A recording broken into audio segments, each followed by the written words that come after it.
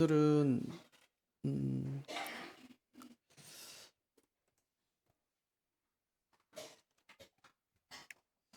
신명기 두 번째 설교의 마지막 부분인데요. 앞에서 이제 두 번째 설교를 모세가 했는데, 하나는 이제 첫 번째 설교는 과거를 기억해라. 광야에서 어떻게 하나님께서 너희를 인도하셨는지 기억해라. 두 번째 설교는 이 말씀대로 살아라 그거거든요. 가나안에 들어가거든 이 말씀대로 살아라. 처음에 그래서 말씀을 시작할 때 바알볼 사건으로 시작합니다. 모압에서 이제 모압의 여인들과 함께 우상을 섬기고 먹고 마시고 할 때 그들이 나중에 하나님의 벌을 받아서 2만 4천 명이 죽는 사건으로 시작하죠. 그러다 바로 이제 십계명 얘기를 해요. 하나님께서 그들에게 십계명 주신 얘기, 그 뒤를 이어서는 쉐마예요. 하나님 말씀을 잊지 않고 살아가는 방법 어떻게 하래요? 몸에도 두고, 가정에도 두고, 또 성문 앞에도 두어라. 항상 그래 곁에 두고 읽어라. 이렇게 말씀하시죠. 순종했을 때 그들이 복 받는 얘기, 또 순종하지 않았을 때 그들이 벌 받는 얘기. 그래서 어떻게 살아가야 되는지를 하나님께서 알려주셨습니다. 우리 지난주에는 도피성에 관한 이야기 했습니다. 왜 만들려고 하셨어요? 생명을 살리기 위해서. 누가 들어갈 수 있대요? 살인한 모든 자가 들어갈 수 있어요. 다 용서받냐? 그건 또 아니래요. 고의로 살인한 사람은 어떻게 되냐? 용서받지 못한대요. 왜 그러냐? 그 사람은 회개할 대상이지 용서의 대상이 아니에요. 주님께 다 용서할 수 있지만 회개하지 않은 사람은 용서할 수가 없어요. 아담이 범죄했습니다. 내가 하나님께 나와서 하나님 제가 잘못했습니다 하고 용서를 구하지 않아요. 나무 뒤에 숨습니다. 나무 뒤에 숨었지만 숨겨지지가 않았어요. 그 죄는 드러나고 나중에 그에게 사형이라는 죽음이라는 벌이 내려졌습니다. 그럼 어떤 사람이 들어가면 용서받을 수 있을까요? 부지 중에 죄를 지은 사람. 부지 중이라는 말은 죄를 알지 못하는 중이에요. 알지 못하는 가운데 지은 사람. 그래서 어떻게 용서받을 수 있죠? 자기가 죄인임을 자각한 거예요. 아, 내가 큰 죄를 지었구나. 두 번째, 하나님 말씀대로 도피성에 가야지. 진짜 중요한 게 뭐냐면 내가 죄인임을 깨닫는 거예요. 그리고 말씀대로 하나님께서 말씀하신 것까지 가는 겁니다. 우리가 죄인이죠? 우리 도피성이 누구십니까? 예수님. 죄인임을 깨달았으면 어디로 가야 돼요? 말씀대로 예수님께 어떻게 됩니까? 구원받아요. 그게 진짜 중요한 거예요. 말씀대로 우리가 한다는 것이 굉장히 중요하고, 그래서 두 번째 설교의 마지막 부분을 어떻게 우리가 말씀대로 살아가는지, 말씀대로 살아가면 우리에게 어떤 일이 있는지 이에 관해서 모세가 잘 가르쳐 줍니다. 우리가 구원받는 건 마찬가지죠, 그죠? 이건 뭐 대신해 줄 수가 없어요. 뭐 세상에는 대신해 줄 수도 있는 것들이 있죠. 근데 없는 것들도 많아요. 뭐 숨을 쉬는 거, 공부하는 거 이런 건 뭐 대신할 수가 없어요. 화장실 뭐 대신 가줄 수 있습니까? 이제 저희 외삼촌이 늘 이제 겨울에 가면은 나 대신 화장실 갔다 오라고 자꾸 그랬는데 대신 가줄 수가 없어요, 그거는. 제가 가기 귀찮으니까, 겨울에 추우니까. 또 시골집은 전부 이제 그 대문 밖에 있잖아요, 화장실이. 마당에 있어요. 왜 저 뒤에 길가에 있는지 모르겠어요. 대신해 줄 수가 없어요. 구원받는 거요? 대신해 줄 수가 없어요. 죄 용서하며 대신해 줄 수가 없어요. 아들이 큰 죄를 지었다고 아버지가 대신 그 죄를 용서받을 수가 없어요. 제가 죄값을 받을 테니까 하나님 저를 용서해 주십시오. 이건 안 되는 거예요. 그래서 오늘 말씀이 하는 일이 말씀이 뭐냐면, 네 죄는 네가 져라. 아버지 죄는 아버지가, 아들의 죄는 아들이 담당해야 될 것이다. 그렇게 말씀합니다. 그래서 오늘 말씀의 첫 번째 포인트가 책임은 전가하는 것이 아니라 감당하는 것이다 하는 것입니다. 16절 한번 읽어볼까요? 아버지는 그 자식들로 말미암아 죽임을 당하지 않을 것이요 자식들은 그 아버지로 말미암아 죽임을 당하지 않을 것이니 각 사람은 자기 죄로 말미암아 죽임을 당할 것이니라. 죽임 당한다는 말이 몇 번 나옵니까? 3번 나와요. 전부 수동태예요. 죽임을 당한대요. 어떤 사람이? 죄를 지은 사람이. 아니 뭐 그런 당연한 얘기를 해요. 죄 지은 사람이 뭐 죽는 거지, 벌 받는 거지. 뭐 이렇게 당연한 얘기를 합니까? 그 당시에는 이게 당연하지 않았기 때문에 그래요. 고대 근동에서 가장이 범죄하면 온 가족이 범죄에 연루되어서 처벌을 받았습니다. 실제로 함무라비 법전 이런 데 보면 아버지가 범죄하면 아들을 대신 처형시킬 수 있다. 이런 조항이 있었어요. 예를 들어 아버지가 목수인데 어떤 집을 지으려고 건축하려고 거기 갔어요. 갔다가 건축하다가 실수로 이제 그 집의 아들을 죽였어요. 그럼 어떻게 되냐? 목수의 아들을 죽여. 왜 그렇죠? 눈에는 눈, 이에는 이 원칙을 따랐어. 아들 죽였으니까 네 아들 내놔. 이거예요. 그럼 얼마나 끔찍합니까? 그 아버지는 평생 그 죄의 짐을 짊어지고 어떻게 살아가야 됩니까? 우리나라 옛날에 그랬거든요. 조선시대에 연좌제라는 게 있었죠. 한 사람이 반역하면 삼족을 멸해요. 삼족은 이제 아버지, 나, 내 자식이에요. 멸해버리는 거예요. 수양대군이 단종의 왕위를 빼앗습니다. 왕위에 오르죠. 그걸 반대하는 사람들이 있었어요. 수양대군 몰아내고 다시 단종을 왕으로 세우자. 이런 사람들이 있었는데 이들이 사육신이죠. 그게 거사가 들통났어요. 그래서 그들을 능지처참시켜요. 그러니까 팔다리 잘라요. 그리고 몸통을 자르고 목을 자르는 거예요. 이게 순서예요. 근데 어떻게 하냐? 천천히, 서서히 해요. 팔다리 서서히 자릅니다. 그냥. 고통스럽게. 몸통을 잘라요. 머리를 자르고요. 가족들은요. 죽이든지 아니면 유배를 보냈어요. 연좌제죠.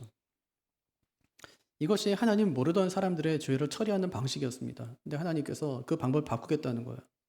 무고한 사람의 생명을 빼앗는 그 연좌제 금지해라 이렇게 말씀하는 거죠. 내 잘못에 다른 사람을 묶거나 다른 사람의 잘못에 나를 묶지 못하게 하나님께서 하신 것이죠. 근데 잘 지켜졌을까? 열왕기하 14장에 보면 아마샤가 이제 왕으로 등극하는 장면이 나오거든요. 그의 아버지가 요아스였었는데 신하들에게 살해당했어요. 아버지를 죽였어요. 그 신하들이 살아있어요. 아마샤가 처음에 왕이 돼가지고 제일 처음 해야 되는 일이 뭐예요? 아버지 원수를 갚는 일 아니겠어요? 삼족을 멸해라 이것처럼 보이는데 그는 그렇게 하지 않습니다. 범죄한 신하들만 죽여요. 왜 그랬냐? 그 이유가 나오는데 하나님이 죽이지 말라고 해서 안 죽였다 이렇게 나와요. 잘 지킨 것이죠. 근데 제대로 지키지 않은 예도 있습니다. 이 아간 사건이죠. 여호사서 7장에 보면 이스라엘 백성들이 여러 함락합니다. 그리고 하나님께서 그때 하신 말씀이 이거는 여호와의 거룩한 전쟁이기 때문에 거기다가 하나도 살려주지 마. 아무것도 가지고 나오지 마. 다 진멸해라 이렇게 말씀하셨어요. 근데 아간이라는 사람이 가가지고 신하를 좋은 외투 한 벌을 훔칩니다. 40년 동안 옷을 한 번도 가져보지 못한 사람이에요. 자기 옷이 없어요. 그러니까 한 벌 가지고 40년 살았어요. 근데 가보니까 좋은 외투 하나가 있는 거예요. 너무 갖고 싶었어요. 훔쳤어요. 은 200세겔도 훔치고 금 50세겔도 훔쳤습니다. 그리고 자기 집에 가져와서 장막 안에다가 땅속에다 묻어놨어요. 걸렸죠? 하나님께서 어떻게 하죠? 아들들 다 죽여라. 뭐 친구 다 죽여라 하여튼. 거기는 양과 짐승 뭐 다 죽여라. 그리고 다 집을 불태워라 이렇게 말씀하십니다. 하나님께서 분명히 연좌제 금지라고 말씀하셨는데 왜 그렇게 하셨을까? 또 사울도 마찬가지입니다. 사무엘하 21장에 보면 사울이 하나님과의 언약을 깨뜨렸다는 이유로 그 자손 7명을 죽입니다. 아니 왜 하나님은 어떤 때는 개인만 벌하고 어떤 때는 가족이나 후손까지 벌하실까요? 이게 모순된 행동 아닙니까? 근데 이것이 개인이 책임져야 될 일이 있고 공동체가 책임져야 될 일이 있기 때문에 그렇습니다. 예를 들어서 아이가 시험 보다가 부정행위했어요. 그럼 누가 벌을 받아요? 아빠가 회사에 있다가 회사에서 벌을 받아요?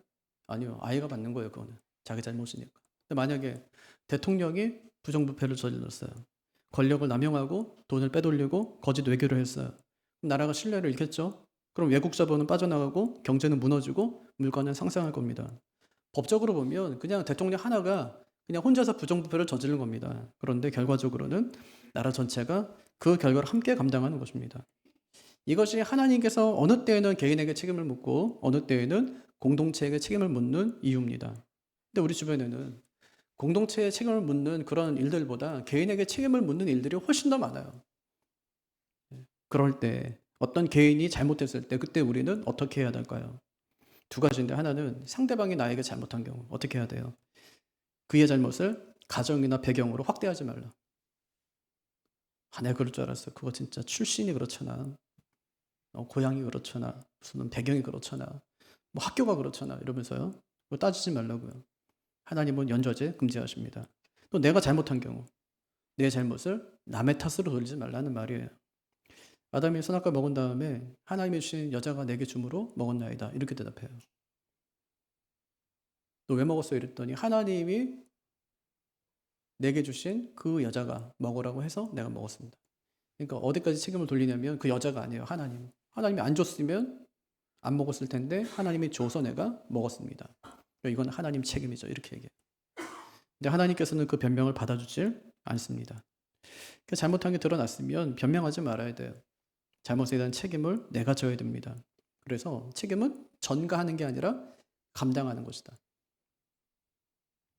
내가 죄인입니다 라고 해야지 내게 예수님 필요한 거예요. 쟤 때문에 내가 그랬어요 하면은 저 사람한테는 예수님 필요하겠죠. 하지만 나에겐 예수님 필요 없어요. 주님께서 말씀하시기를 건강한 자에게는 의원이 필요 없대요. 병든 자를 해결할 필요하다. 그렇게 얘기하고요. 너희가 죄 없다고 하니까 너희 죄가 거저 있느니라. 이렇게 말씀하세요. 죄 없다고 하니까 용서하려도 용서할 수가 없어요. 내가 죄인이라고 해야 예수님 필요하고 예수님이 용서하실 텐데 죄인이라고 안 하니까 예수님도 나에게 필요 없어요. 예수님 옆에 있지만 부자 청년 보십시오. 영생을 주님 옆에 구하잖아요. 영생이 주님이 앞에 계신데 그 영생을 떠나가요. 근심하며 떠나가요. 영생을 만들어 기가 막히게 왔는데 그 영생을 눈앞에 두고도 그 영생을 얻지를 못해요. 어리석음이죠. 아니 도표상 만들면 뭐합니까? 와야지. 오는 사람이 그 안에 들어갈 수 있는 거예요. 하나님 만들어 놨으면 그 말씀대로 내가 죄인입니다 하고 그 말씀대로 찾아가는 것이 중요하다 할 수 있는 것이죠. 우리는 예수님 필요했습니까? 없습니까? 예수님이 내 예수님 되려면 내가 죄인입니다 해야 돼요. 내가 죄인입니다. 그래야 책임은 전가하는 것이 아니라 감당해야 됩니다. 그럼 조금 더 구체적으로 내가 책임을 감당하는 것은 무엇을 의미할까요? 그게 두 번째인데 우리는 각자가 자기 죄에 대해 책임을 져야 된다는 거예요. 율법의 원칙이 뭐죠? 네 죄는 네가 책임져라. 율법의 원칙이에요. 16절 마지막에 한번 보세요. 각 사람은 자기 죄로 말미암아 죽임을 당할 것이니라. 당연하죠. 아니 내가 죄를 지었는데 내가 벌을 받아야죠. 근데 당시 이스라엘 백성들은 그렇게 생각하지 않았습니다. 예레미야서 31장에 보면 아버지가 신포도를 먹었으므로 내 이가 시도다 이렇게 얘기해요. 아버지가 신포도를 먹었기 때문에 내 이가 시대요. 아버지 때문에 내가 이 고통당하고 있다는 거예요. 아버지 잘못 만나가지고 내가 이 고생, 내가 직사하게 하고 있다는 거예요. 다 부모 때문이라는 거죠. 아니 교회에서 상처받아서 내가 이렇게 된 거라고. 자신의 잘못을 또 자신의 불행을 다 남에게 돌리는 겁니다. 근데 하나님께서 그 변명을 뒤에 깨트리세요. 아버지가 신포도를 먹었으면 그 아버지의 일을 내가 치르게 하겠다. 사람은 각각 자기의 죄악으로 말미암아 죽는 것이다. 이렇게 사람들은요. 아버지가 신포도를 먹어서 내 이가 시다 했는데 하나님께서는 아버지가 포도를 먹었으면 아버지 일을 내가 쉬게 하겠다. 각 사람은 자기의 죄악으로 말미암아 죽을 것이다. 에스겔도 똑같이 얘기합니다. 범죄하는 그 영혼은 죽을지라 아들은 아버지의 죄를 담당하지 않고 아버지는 아들의 죄를 담당하지 않을 것이다. 하나님 앞에서는 대리 책임이 없어요. 각자가 자기 죄를 감당하는 것입니다. 요즘에도요. 가게에 흐르는 저주를 끊으라. 아직도 있더라고요. 이런 사람이요. 조상이 지은 죄 때문에 네가 지금 저주를 받고 있는 것이다. 이래요. 교회에서. 이게 무당들이 하는 얘기거든요. 모든 불행의 원인이 어디 있다는 거예요. 조상 탓. 조상 신이 노여워해서 집안의 저주 때문에 그걸 끊으려고 어떻게 합니까? 구슬하고 제사를 드리고 부적을 써서 그 흐름을 끊는 거예요. 근데 교회 안에 있는 무당들이 뭐라고 하냐면 교묘하게 교회 안으로 다 갖고 들어와서 가게의 저주를 끊는 기도, 조상의 죄를 끊는 예배 이런 걸로 포장해서 사람들을 속이고 겁주고 돈 뜯어내는 거예요. 여러분 속지 마십시오. 성경이 뭐라고 합니까? 오늘 말씀에 보면 범죄하는 그 영혼이 죽는 겁니다. 아들은 아버지의 죄를 담당하지 않고 아들은 아버지의 죄를 담당하지 않는 거예요. 각 사람은 자기 때문에 죽는 것이다. 이렇게 말씀합니다.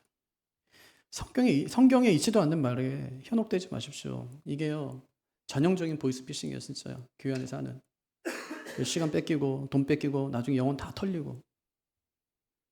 아니 그래도 목사님 영향은 있잖아요. 맞아요. 영향은 있어요. 하지만 운명은 아니에요. 부모의 폭력, 중독, 불신앙 이게 자녀에게 학습될 수 있겠죠. 오늘 우리 아이들도 입교하면서 그러잖아요. 뭐 자기는 모태신앙이라고 그러면서요. 어릴 때부터 다 나왔어요 애들이. 근데 하나님이 누군지 몰랐다는 거 아니에요.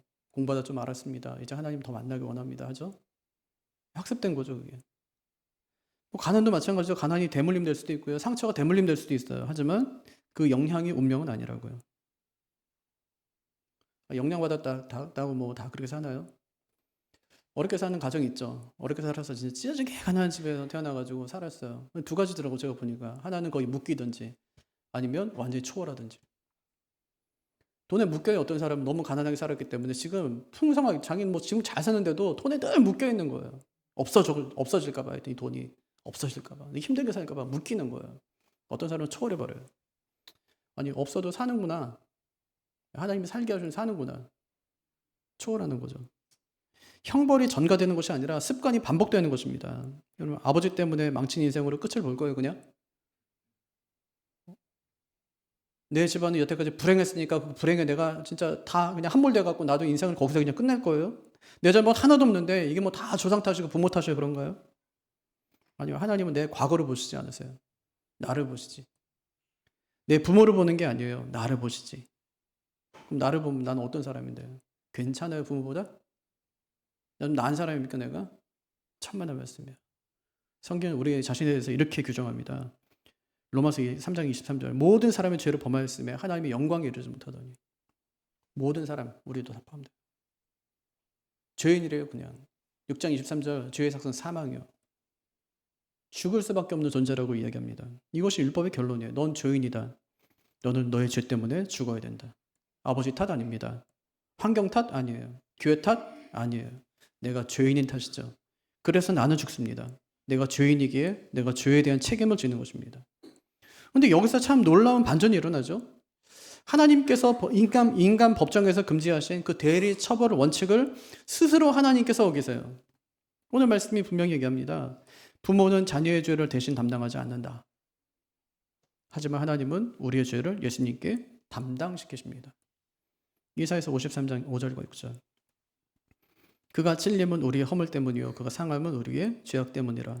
우리는 다 양 같아서 그릇 행하여 각기 제 길로 갔거늘 여호와께서는 우리 모두의 죄악을 그에게 담당시키셨도다. 하지 말라면서요. 아버지 죄를, 아들의 죄를 아버지에게 아들에게 전가시키지 말라면서요. 그거 안 된다면서요. 그런 당신은 그렇게 하십니다. 왜 그랬을까요? 사랑 때문에. 고린도후서 5장 21절. 하나님이 죄를 알지도 못하신 이를, 예수님이세요, 우리를 대신하여 죄로 삼으신 것은 우리의 죄를 그에게 다 뒤집어 씌웠어요. 왜 그랬다고요? 우리로 하여금 그 안에서 하나님의 의가 되게 하려 하심이니라. 율법은 정의를 세웁니다. 각 사람은 자기 죄로 죽을 것이다. 그러나 하나님은 죄인인 우리를 그냥 버릴 수 없었습니다. 그래서 공의와 사랑이 충돌하는 십자가를 선택하신 거예요. 공의는 죄를 반드시 버려야 됩니다. 사랑은 그 죄인을 반드시 살려내야 합니다. 그래서 하나님께서는 죄 없는 아들을 십자가에 내주며 당신의 공의를 만족시키시고 동시에 죄인을 살리심으로 당신의 사랑을 완성하십니다. 율법은요, 네가 책임져야 된다 이렇게 말하지만 복음은 내가 대신 책임지겠다 이렇게 말합니다. 이것이 복음의 반전이죠. 하나님 자신이 금하신 그 대리 처벌 원칙을 스스로 무너뜨리신 것입니다. 근데 이것은 법을 어긴 것이 아니에요. 그 뭐냐? 책임의 전가. 1935년에 대공황 시절에 뉴욕에 라과다 시장이라는 분이 계셨어요. 그 당시에는 시장이 판사 역할도 좀 겸해서 조금씩 했답니다. 한 할머니가 빵 한 덩어리를 훔친 거예요. 사위는 가족을 버렸고 딸은 병이 들었고 두 손자가 굶주리고 있는 거예요.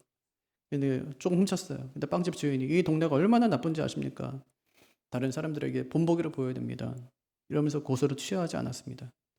판사가 노인에게 벌금 10달러 혹은 10일 징역 판결을 내렸습니다. 그리고 자신의 지갑에서 10달러를 꺼내서 이것이 노인이 낼 벌금이다 하면서 벌금을 대신 내주었습니다. 그리고 이어서 법정에 있는 사람들에게 노인이 빵을 훔쳐야 될 만큼 어려운 현실을 만든 책임이 우리 모두에게 있다면서 50센트씩 벌금을 부과했습니다. 그렇게 거친 47.5달러를 노인에게 주었습니다.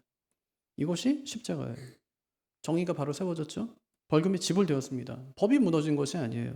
안 죽은 게 아니에요. 예수님이 대신 죽었지. 자비가 실현되었습니다. 판사가 대신 지불하였습니다. 할머니는 죗값을 치르지 않았어요. 은혜가 넘쳤습니다. 할머니 10달러를 내야 되는데 오히려 47.5달러를 그가 받았습니다. 이것이 십자가죠. 하나님께서 말씀하십니다. 법은 법이다. 각 사람은 자기 죄로 죽어야 된다. 그런데 당신 자신이 그 벌금을 대신 지불하십니다. 내가 대신 지불하겠다. 당신이 우리 대신 죽고 우리에게는 영생을 선물로 주셨습니다. 우리는 그렇게 구원받은 사람들입니다. 우리가 받은 구원은 하나님께서 당신의 아들을 죽이신 피값으로 우리에게 얻게 하신 구원입니다. 잊지 마십시오. 이 모든 것이 하나님의 은혜고 또 사랑이고 감사입니다. 그래서 오늘 말씀 우리에게 우리는 죄인이라고 말씀하세요. 책임은 전가하는 것이 아니라 감당하는 것이다. 모든 사람은 자기 죗값을 자기가 치러야 된다. 이런 원칙 아래 우리 주님께서 우리에게 베푸신 은혜가 있다는 것입니다. 진짜 중요한 것은 그리스도가 우리를 대신해서 죽어주셨다는 것입니다. 그 은혜에 감사하며 살아가는 우리가 되기를 바라고, 우리가 주님으로 말미암아 죄 용서를 받았으니 우리를 더 큰 사랑으로 품을 좀 넓혀서 내게 어떤 잘못한 사람들을 더 용서하고 살아가고 주님을 더 깊이 사랑하며 살아갈 수 있는 우리가 되기를 주님의 이름으로 축복합니다. 자리에서 일어나셔서 우리 함께 찬양하겠습니다.